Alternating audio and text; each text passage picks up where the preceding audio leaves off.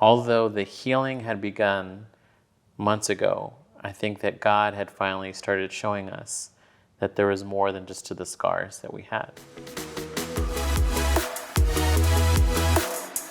So where would you describe us today in our marriage? We are continuing to grow our life group and invest into them. But not only that, John and I have invested into each other.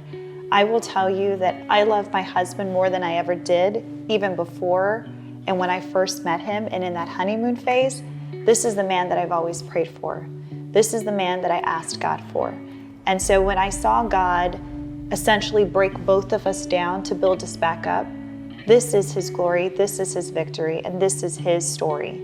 So I am very happy where we are and content with the journey that he's going to continue to provide us and continue to show us along the way. And I will say is that our story is not over. Marriage is still not easy. Yeah.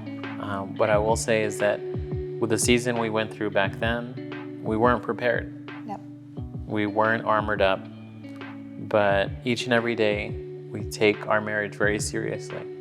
And where there are times where there's discord, there's miscommunication, there are also hurt feelings. But what we have in the center of us now is what we didn't have before. Yeah.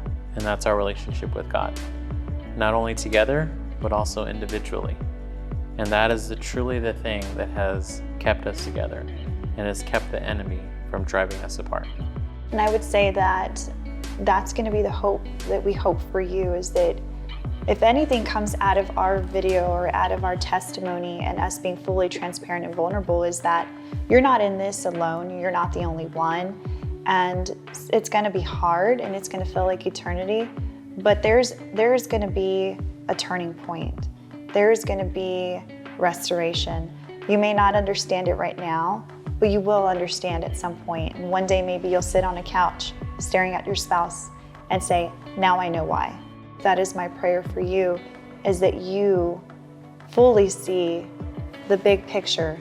And if you don't, just trust that God is doing something in the background. So what we don't want to come out of this video is we don't want others to feel like we're boasting or we're bragging or we're saying that life is great and we're on the easy path now. Because what I will say is that there are parts of us that are still broken. There are things that we're still working on. We are not perfect, right? Just because we've invited you to our home and we're sharing the things that we have been through, it doesn't mean the story is over. We're still going through it.